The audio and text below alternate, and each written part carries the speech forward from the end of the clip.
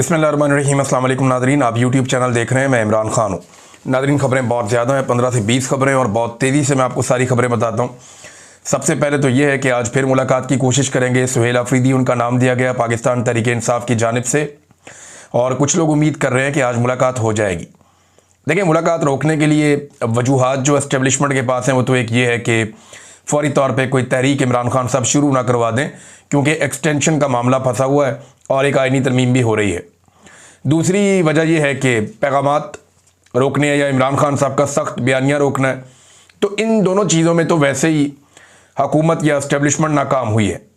इमरान खान साहब का अब तक का सबसे सख्त ट्वीट उर्दू और अंग्रेज़ी दोनों ज़बानों में आ चुका है, और ये उनका बयानिया जो है वो एक दिन पहले आ गया। उन्होंने अपनी बहन के ज़रिए से जो मंगल वाले दिन सारी सूरत हाल बताई और जो बातें उन्होंने की वो नहायत सख्त थी, जिसमें उन्होंने आसिम मुनीर साहब को ज़हनी मरीज़ भी करार दे दिया, और उन्होंने बताया कि बहुत ज़ालिम है और किसी डिक्टेटर ने इतना जुल्म नहीं किया जितना आसिम मुनीर ने किया, और ये अपनी कुर्सी के लिए किसी भी हद तक जा सकते हैं, और जो कुछ भी पाकिस्तान में जुल्म और ज़्यादती हो रही है इसके पीछे जो फ़र्द वाहिद है वो आसिम मुनीर इमरान खान साहब ने करार दिया। और दूसरा, जो सुहेल अफरीदी साहब को पैगाम पहुंचाना था वो पैगाम भी इमरान खान साहब ने पहुंचा दिया। वो सलमान अकरम राजा साहब के ज़रिए से पैगाम भी चला गया। तो एस्टेब्लिशमेंट को ऐसी कोई कामयाबी तो इसमें नहीं हुई।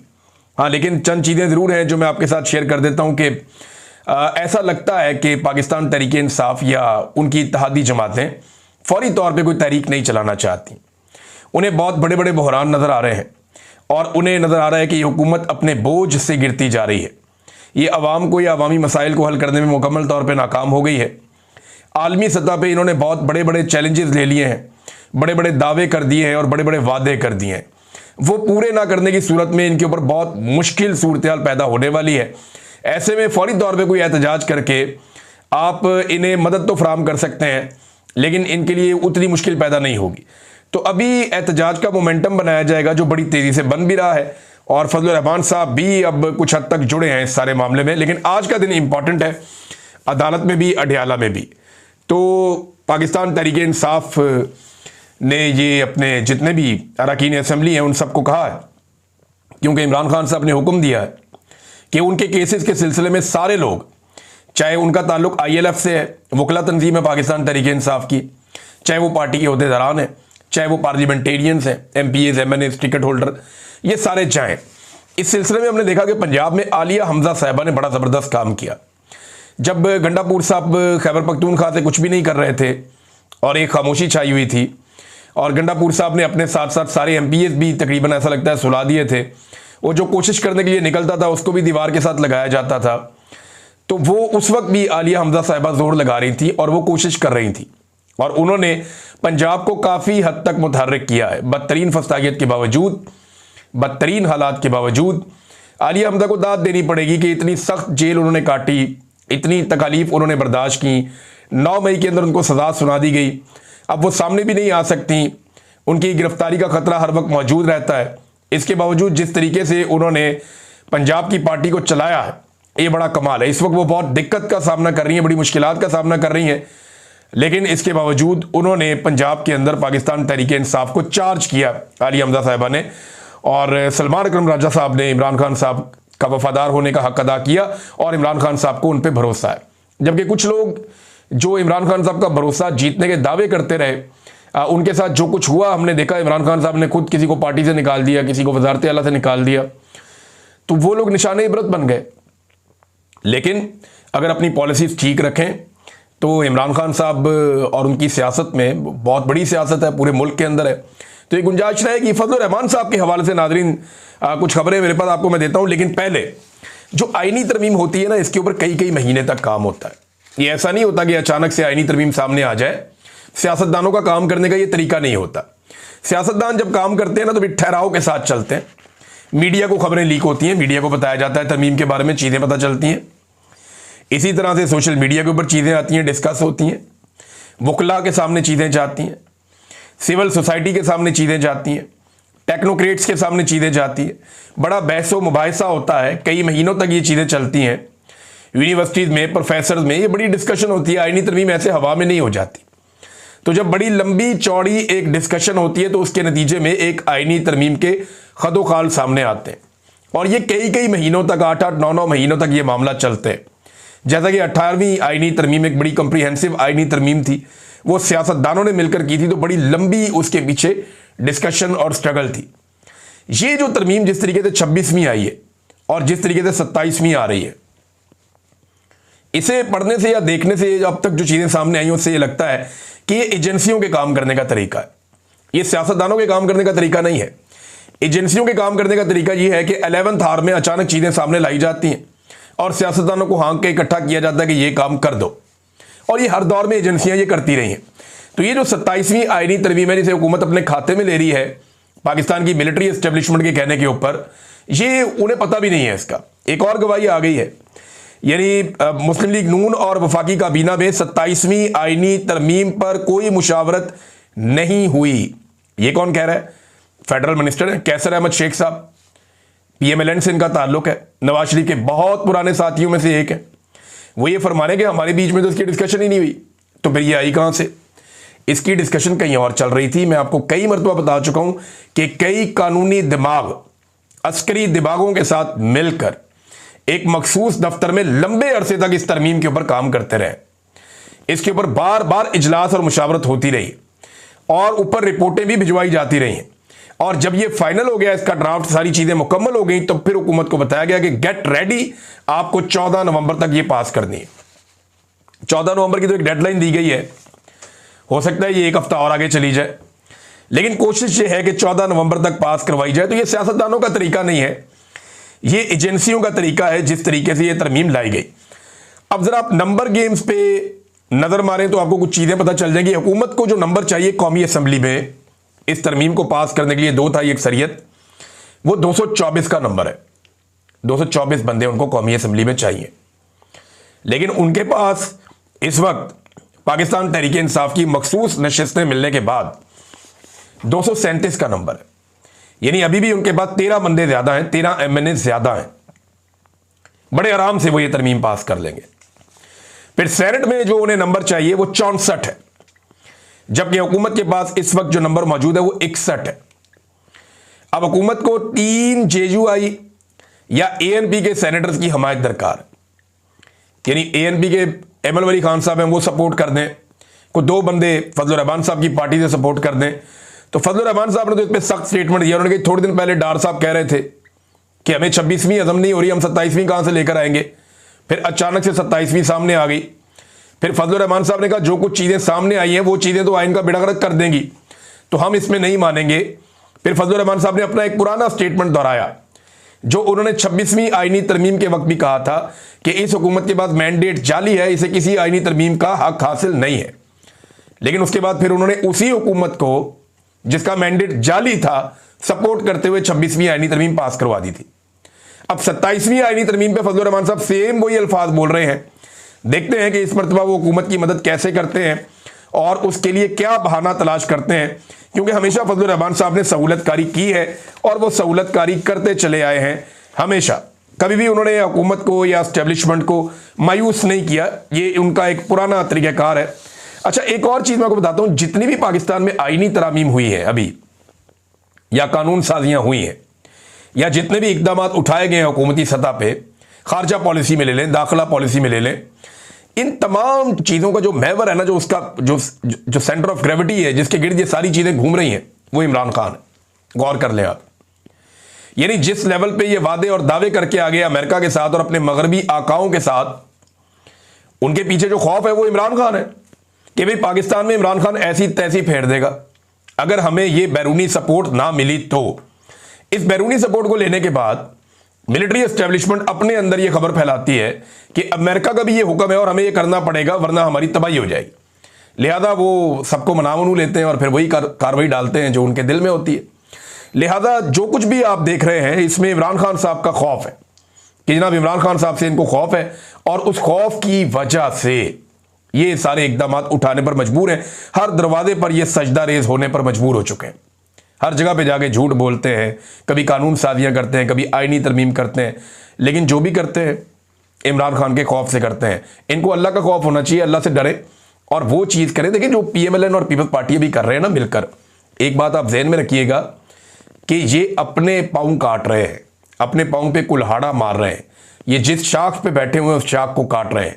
ये पार्लियामान को कमजोर कर रहे हैं। हर सियासतदान की ताकत पार्लियामान से आती है। ये पार्लियामान को कमजोर कर रहे हैं। हर सियासतदान जो है वो अवामी मैंडेट के साथ आता है, अवाम उसकी ताकत होती है। ये वहां पे भी अपनी ताकत को कमजोर कर रहे हैं। ये डिक्टेटर्स को मजबूत कर रहे हैं। मिसाल के तौर पे यहां पे एक तजवीज़ है, मैं आपके सामने रखता हूं। ये जनाब तजवीज़ साबिक अटॉर्नी जनरल अशतर साहब, ये पीएमएलएन के भी हैं और बहुत करीब हैं एस्टेब्लिशमेंट के भी। उन्होंने फरमाया, ये जियो न्यूज़ के मुताबिक, ये जो आर्टिकल 243 है जिस पे कोई बात नहीं कर रहा, क्यों नहीं कर रहा आगे चल के बताता हूं।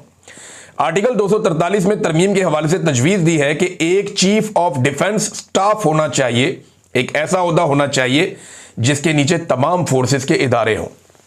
इस जुमले में बड़ी लंबी कहानी है। मैंने जो इस जुमले का मतलब निकाला वो ये है कि ये एक ऐसा ओहदा बनाने जा रहे हैं कि तमाम फोर्सेस के इदारे, अब फोर्स में तो पुलिस भी आती है, पेपरा भी फोर्स है, एफआईए भी एक फोर्स है, इसी तरह और बहुत सारी फोर्सेस हैं पाकिस्तान में। यानी आपकी जो पैरामिलिट्री फोर्सेस हैं वो भी फोर्सेस हैं, एफसी भी एक फोर्स है, उसके अलावा आपका बेशुमार फोर्सेस हैं पाकिस्तान में, दर्जनों हैं। लेकिन ये तमाम फोर्सेस एक कमांड के नीचे आ जाएं तो इसका मतलब है कि पाकिस्तान के आर्मी चीफ को, फील्ड मार्शल को इतना मजबूत करेंगे कि पुलिस समेत सारे इदारे उनके नीचे काम करेंगे और वो उनसे अहकामात लेंगे, तो सूबाई खुद मुख्तारी तो होगी खत्म। अमन व अमान का मसला जो है वो सूबे के हाथ से निकल कर कहीं और चला जाएगा और फिर हर चीज को कंट्रोल किया जाएगा। जिसकी लाठी उसकी भैंस, वैसे भी पाकिस्तान में यही है। लेकिन अगर ये काम हो जाता है तो फिर बात कहां से कहां जाएगी, ये आप देख लीजिएगा। मोहम्मद मालिक जर्नलिस्ट हैं, उन्होंने 2-3 चीजें और बताई। रोजाना की बुनियाद पर इक्का दुक्का चीजें अब सामने आ रही हैं इस तरमीम को लेकर। वो कहते हैं जी असेंबली की मुद्दत 6 साल कर देंगे। 6 साल छोड़ें, 10 साल करें, 10 साल असेंबली की मुद्दत करें, अपने अपने 10 साल पूरे करें, 10 साल या 20 साल करें असेंबली की मुद्दत। इन्होंने कौन सा दोबारा इलेक्शन लड़के वोट लेकर आना है। ये तो जिस दिन पाकिस्तान की अवाम ने डंडा उठाया और इनकी तशरीफ पे लगाया तो उस दिन पाकिस्तान ठीक होगा। ये इलेक्शनों से पाकिस्तान ठीक नहीं होना। इलेक्शन तो इनको चोरी करना आ गया। इलेक्शन से पाकिस्तान अगर ठीक होता तो पाकिस्तानियों ने 8 फरवरी 2024 को इलेक्शन से पाकिस्तान ठीक कर दिया था। पाकिस्तान की अवाम ने पाकिस्तान की एस्टेब्लिशमेंट के माथे पे शिकस्त लिख दिया था बड़ा बड़ा करके, और जब तक ये रहेंगे वो शिकस्त इनके माथे पे पड़ी जाएगी, साफ नजर आती है। लेकिन हुआ क्या, वो माना ही नहीं गया इलेक्शन। तो इलेक्शन आप 10 दफा करवा लें, रिजल्ट वही आएगा। 6 साल बाद क्या 60 साल बाद करवाने इलेक्शन। एक्चुअल ये है कि जब अवाम डंडा उठाएगी और इनकी तबीयत साफ करेगी, उस दिन फिर पाकिस्तान के अंदर अवामी मैंडेट का एहतराम होगा। उससे पहले आप जो मर्जी करें, कहते हैं जी अब 6 साल मुद्दत कर देंगे, अगला इलेक्शन जो है वो निगरान हुकूमत नहीं करवाएगी, बल्कि जो हुक्मरान होंगे उस वक्त के वही करवाएंगे। ये शहबाज शरीफ की हुकूमत होगी, उसी में इलेक्शन हो जाएगा। अमेरिकन सिस्टम ये लेकर आना चाह रहे हैं। और पहले भी कौन सा शहबाज शरीफ क्या बेचता है इलेक्शन में, या नवाज शरीफ क्या बेचता है। फैसला तो एस्टेब्लिशमेंट ने करना होता है, निगरान हुकूमत हो या ये हुकूमत हो, क्या फर्क पड़ता है। तो ये अब तरामीम की जा रही हैं चीज़ों को ज़्यादा कंट्रोल करने के लिए, कि मैक्सिमम चीज़ों को कंट्रोल कर लिया जाए और चीज़ें इनके हाथ से निकले ना। अच्छा, एमएल वली खान ने एक बड़ा इंटरेस्टिंग स्टेटमेंट दिया, मैं आपको पढ़ के इसलिए सुनाना चाहूँगा कि ये स्टेटमेंट अगर पाकिस्तान तहरीक इंसाफ का कोई बंदा देता तो दहशतगर्दी में अंदर हो जाता। यानी बड़ा आम सा स्टेटमेंट देते हैं अहमद जवाद साहब। ये बड़े मुतदल आदमी हैं, बड़े अच्छे इंसान हैं और इनकी तहरीर में बड़ी शाइस्तगी भी होती है, अक्सर मैं कह रहा हूँ। और ये साबिक नेवी ऑफिसर है, साबिक पाकिस्तान तहरीक इंसाफ के सेक्रेटरी इत्तलात भी रहे हैं। अब उन्हें साइबर क्राइम एजेंसी ने गिरफ्तार कर लिया। यानी हर आवाज़ को दबाने की कोशिश की जा रही है जो फस्तायत और जबर के खिलाफ उठती है, और इंसानी हकूक़ के लिए जो आवाज़ उठती है उसको अब दबा लो, पकड़ लो, गिरफ्तार कर लो, अंदर डाल दो। और बड़े ये मुनासिब अल्फाज में और मोतदल अंदाज में ज़्यादातर बात करते थे। इनके साथ ये जुल्म, तो इनको तो फ़ौरन रिहा करना चाहिए। लेकिन इनके मुकाबले में बड़ा सख्त स्टेटमेंट है एमएल वली खान का, खड़े होकर दे रहे हैं, लेकिन उन्हें कुछ नहीं कहा जाता। इससे पहले वो आर्मी चीफ को दुकानदार भी कह चुके। जब ट्रंप के सामने वो अपना लेकर गए थे मादनियात, तो इस पर उन्होंने कहा था कि ट्रंप के सामने एक दुकानदार की तरह गए, जी मेरा माल बहुत अच्छा है, ले लो। इस तरह स्टेटमेंट भी दिया था। फिर बाद में उन्होंने मादरत कर ली थी। अभी एमएल वली खान कहते हैं कि 9 मई को रेडियो पाकिस्तान पेशावर पाकिस्तानी फौज ने जलाया था। पाकिस्तान की फौज ने रेडियो पाकिस्तान जलाया था पेशावर का। मैं 50 से ज्यादा सबूत दूंगा जिससे साबित करूंगा कि कर्नल इलेक्शन में पैसे लेकर लोगों को जितवाते हैं। कैसे इल्ज़ाम आते हैं पाकिस्तान की फ़ौज के ऊपर। और अगर पाकिस्तान तहरीक इंसाफ इससे आधी भी बात करे ना, और ये रेडियो पाकिस्तान चलाने पे पाकिस्तान तहरीक इंसाफ के नाक में दम किया हुआ खैबर पख्तूनख्वा में इन्होंने। और एमल वली खान साहब जो दुश्मन है पाकिस्तान तहरीक इंसाफ के सियासी नुक्ता नज़र से, वो ये कहते हैं कि जनाब पाकिस्तानी फ़ौज ने जलाया था रेडियो पाकिस्तान को। अब यही बात इमरान खान कहते हैं, वो जेल के अंदर बंद है, कि जनाब फॉल्स फ्लैग ऑपरेशन था सारा का सारा 9 मई। बहरहाल वो कहते हैं जी इलेक्शन भी अब एक कर्नल शर्नल जो है वो पैसे लेकर इलेक्शन जितवा देते हैं। इधर अभी ज़िमनी इलेक्शन हो रहे हैं नाज़रीन, पंजाब के अंदर भी हो रहे हैं, हर तरफ हो रहे हैं। पाकिस्तान तहरीक इंसाफ ने तो कई जगह बाइकआउट किया है, लेकिन फिर भी उम्मीदवार तो खड़े हैं इलेक्शन में।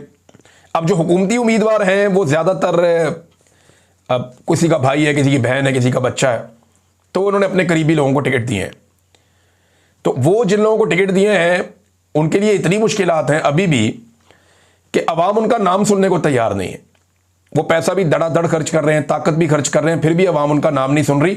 उनके मुकाबले में जो आज़ाद उम्मीदवार आ गए हैं वो तगड़े हो गए। और अब वो जो आज़ाद उम्मीदवार आ गए हैं उनके सपोर्टर्स को तहरीक लब्बैक के खाते में डाल के उठाना शुरू कर दिया हुकूमत ने। अंदाज़ा करें आप, ज़िमनी इलेक्शन जीतने के लिए भोंडा तरीका देखें आप। ये फैसलाबाद से मुझे इतला, ये एक दो और जगह से, कि जनाब जिन बंदों को सपोर्ट कर रहे हैं अवाम निकल के, वो अवाम में से बंदे उठाते हैं जिस बंदे की थोड़ी सपोर्ट होती है, उठाओ इसको डालो तहरीक लब्बैक के अंदर, इसको भी अंदर कर दो। और इस तरह बंदे उठा के गिरफ्तार किए जा रहे हैं। ये इनकी अब औकात रह गई है। वैसे साद रिजवी का और उसके भाई का अभी तक कुछ पता नहीं चला। हम रोज़ाना पता करने की कोशिश करते हैं, लेकिन अब तक कोई इतला नहीं आई। और मेरी जो अपनी ज़ाती इन्फॉर्मेशन या अंदाज़ा है मेरा, उसके मुताबिक तो वो एजेंसियों के पास है, और पाकिस्तान की इंटेलिजेंस एजेंसियां फ़िलहाल उन्हें नहीं छोड़ रही। नाज़रीन, पाकिस्तान के अंदर आप अक्सर सुनते रहते थे माजी में भी, और अभी भी आप सुनते रहते हैं कि जनाब मकबूलियत के साथ साथ कबूलियत की ज़रूरत होती है। लेकिन डोनाल्ड ट्रंप ने यह मिथ तोड़ दी अमेरिका में। उसकी मकबूलियत थी, कबूलियत नहीं थी, वो जीत गया। फिर डोनाल्ड ट्रंप के पास ताकत आई, बेशुमार ताकत आई, और अब न्यूयॉर्क के मेयर का इलेक्शन हो रहा था, वहाँ पे ममदानी के पास जो है वो कबूलियत नहीं थी, मकबूलियत थी, लेकिन वो फिर भी इलेक्शन जीत गया। डोनाल्ड ट्रंप कुछ नहीं कर सका, या पूरा निज़ाम कुछ नहीं कर सका। वजह क्या है? देखें, वजह यह है कि वहाँ पे डेमोक्रेसी है, जमहूरियत है, और मैंडेट का एहतराम किया जाता है। आम आदमी के वोट का एहतराम किया जाता है। वोट की पर्ची को लोगों का हतमी फैसला समझा जाता है, आपको पसंद आए या ना आए। अब जब इसने 1 साल पहले अपनी कैंपेन शुरू की थी ना ममदानी ने, तो ये सड़कों पे लोगों को आवाज़ें देता था, और लोग इसकी बात नहीं सुनते थे शुरू में। फिर आहिस्ता आहिस्ता आहिस्ता इसने 1 साल, अगर आप इसका देखें ना, इसके ऊपर डॉक्यूमेंट्रीज हैं, आप अगर इसका 1 साल देखें कैंपेन का, तो आपको नजर आएगा कि एक आदमी ने कितनी मेहनत की। और पाकिस्तान में बहुत सारे ऐसे बेशर्म लोग ममदानी को मुबारकबादें दे रहे हैं, और पाकिस्तान के अंदर जनाब पिंगे चढ़ा रहे हैं कि हम भी नौजवानों को ये करेंगे तो नौजवानों को वो करेंगे, पाकिस्तान में नौजवान मुतनफ़र हो गए हो। भाई, पाकिस्तान की तारीख में कभी पाकिस्तानी नौजवान इतना सियासत में इन्वॉल्व नहीं था जितना अब इन्वॉल्व है। मैं फिर अपनी बात दोहरा देता हूं कि बहुत सारे लोग जो है ना, वो ये चूरन बेच रहे हैं कि पाकिस्तानी नौजवान मुतनफ़र हो गया सियासत से और वो सियासत में इन्वॉल्व नहीं है। नहीं, पाकिस्तानी नौजवान को मुतनफ़र करने की बड़ी कोशिश की पाकिस्तान की मिलिट्री एस्टेब्लिशमेंट ने, लेकिन पाकिस्तानी नौजवान जितना आज सियासत के अंदर अपने आप को मुतहर्रिक रखे हुए, इससे पहले माजी में कभी नहीं था। गारंटी देता हूं मैं आपको। हाँ, वो मुतनफ़र ज़रूर है, रवायती सियासी ख़ानदानों की सियासत से मुतनफ़र है, वो एस्टेब्लिशमेंट की बार बार सियासत में शरारत करने से मुतनफ़र है, एस्टेब्लिशमेंट की घटिया सियासत से मुतनफ़र है, जबरी गुमशुदगियों से मुतनफ़र है, मैंडेट की चोरी से मुतनफ़र है, मीडिया की 2 नंबरी और फ्रॉड से मुतनफ़र है। ये इन चीज़ों से वो मुतनफ़र ज़रूर हुआ, लेकिन पॉलिटिक्स में पाकिस्तानी नौजवान का ज़्यादा इन्वॉल्वमेंट बड़ा है, और पाकिस्तानी नौजवान ज़्यादा पॉलिटिक्स को अब जानता है और उसके ऊपर बात भी ज़्यादा करता है। इसकी एग्जाम्पल आपके सामने सोशल मीडिया है। नाज़रीन, एक खबर और है, चौधरी गुलाम हुसैन साहब हैं, जर्नलिस्ट हैं हमारे सीनियर, उन्हें अपने यूट्यूब चैनल पे प्रोग्राम करने से रोक दिया गया है जबरन। अब देखें कितनी हैरत की बात है कि आप अपने यूट्यूब चैनल के ऊपर अपनी राय भी नहीं दे सकते। ये पाकिस्तान में आज़ादी इज़हार राय की सूरत हाल है। चीनी का एक और बहरान आ गया पाकिस्तान में, ये खबर मैं आपको बाद में दूंगा, तसल्ली के साथ दूंगा, तफसील के साथ दूंगा। लेकिन 12 नवंबर को जो जरगा होने जा रहा है खैबर पख्तूनख्वा में, वहां से कुछ बड़ी खबरें आ सकती हैं, उसके ऊपर सबको नजर रखनी चाहिए, और एस्टेब्लिशमेंट ने तो उस पर अभी से नजर रखी हुई है। अब तक के लिए इतना ही। अपना ख्याल रखिएगा, अपने इस चैनल का भी। अल्लाह हाफिज़।